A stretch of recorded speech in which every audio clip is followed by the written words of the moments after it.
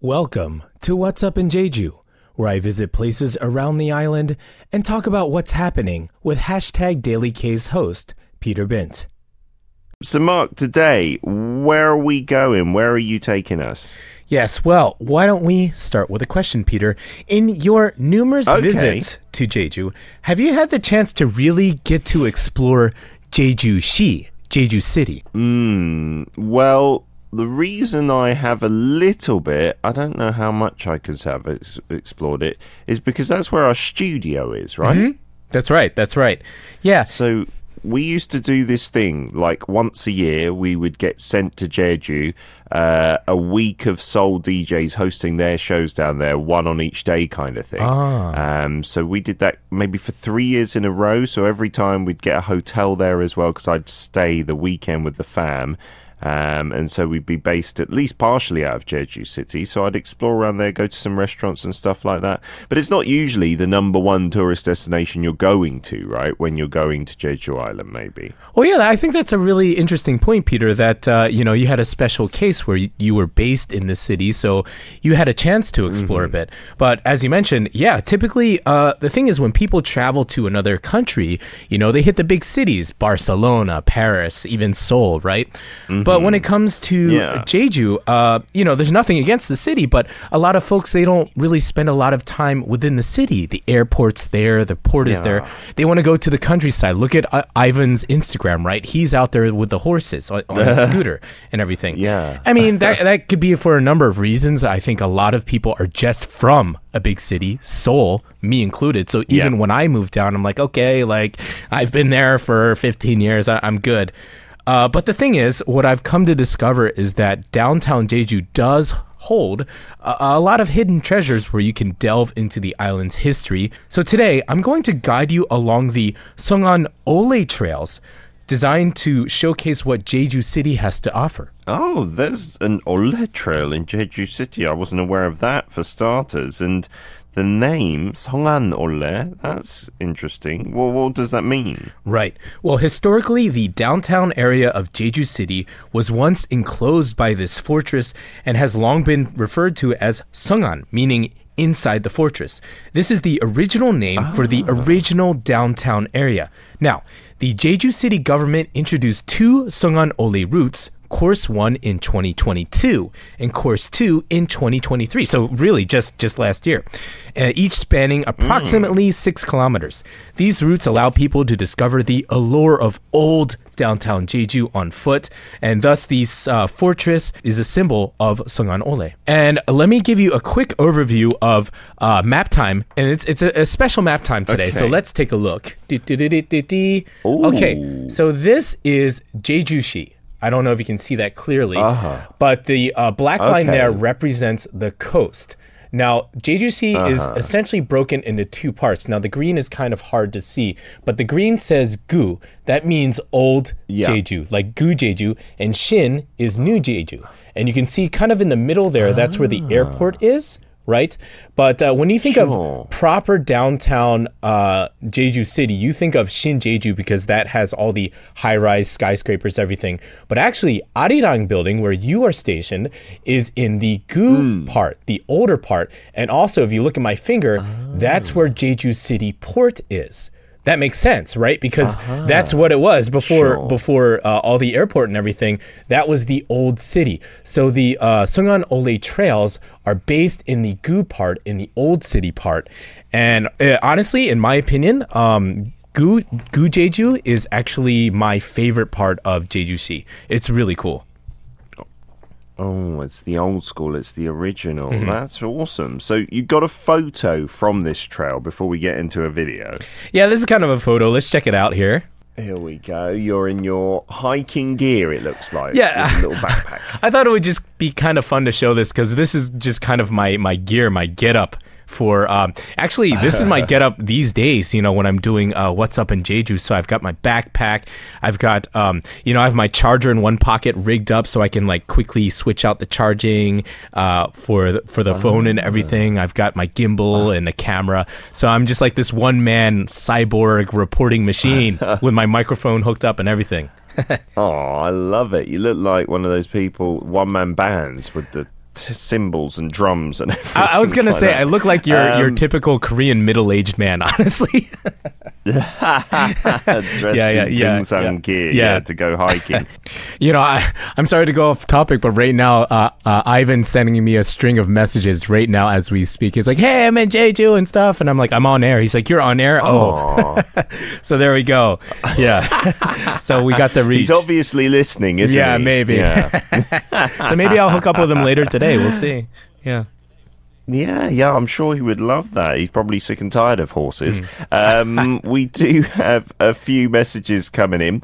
Siska saying, Jeju-shi. I wonder which part. The Jeju studio, that's in the Venture Maru building, right?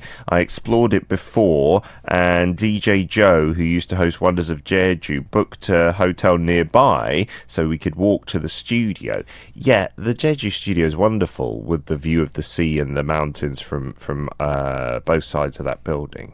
Yeah, I mean, it's really one in this part of the city. It's one of the largest, tallest buildings in the area. So it just shoots above the rest of Gu Jeju, Old Jeju. So you just get a great view of everything from there. And when I mention to all like my friends who are Jeju residents and who are Jeju people, Jeju persons, I just say where the building is. It's like, oh yeah, okay, we know exactly where it is. It's kind of really at the center of the area. Mm-hmm.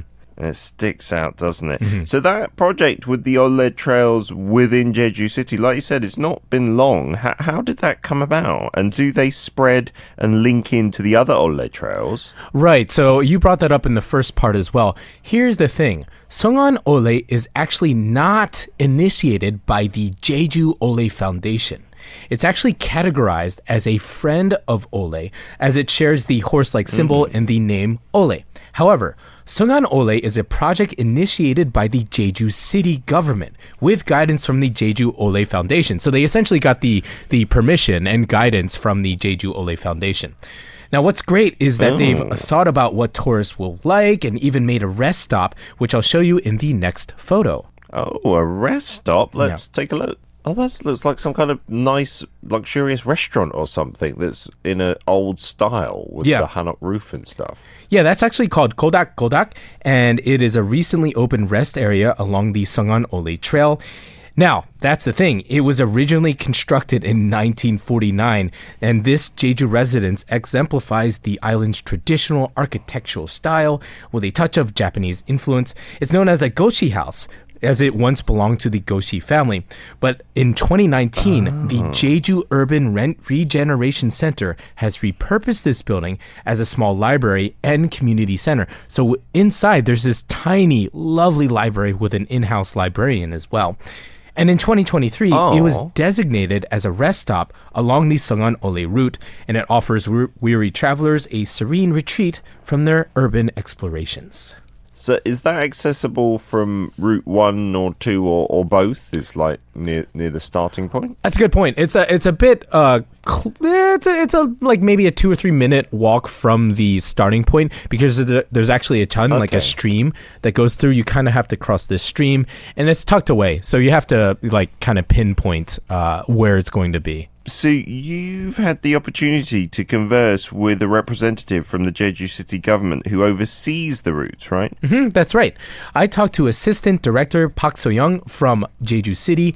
All right. Yeah, I mean, you can get so much closer to everything when you walk it, right? Rather than taking a sightseeing bus or anything like that. Karen's on board saying, thanks to Arirang Radio. It's nice to listen to good songs and to go on a beautiful trip to Jeju.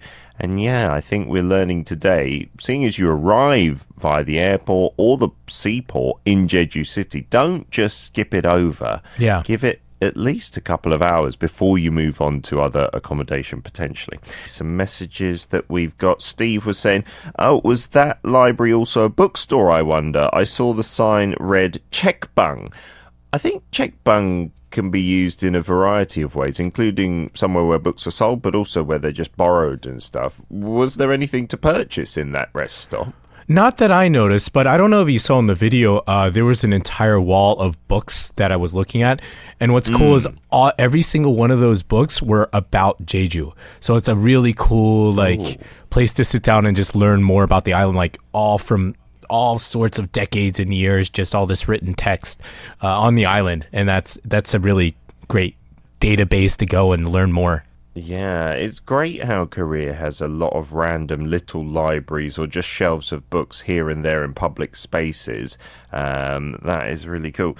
So you've sent us some Seongan Olle presents. We got a box with like 3 of these white little string bags. Yeah, why don't we take a look, Peter? Take it out. Let's see what's up. Oh, wow. Okay, what do we got here? Okay, so first, a big tumbler box. Oh, wow. That's cool. I don't know if you noticed me drinking today, but here we go. I'm using it in use. I gotta say, as far as tumblers go, this is a good one. This is a good tumbler. Yeah.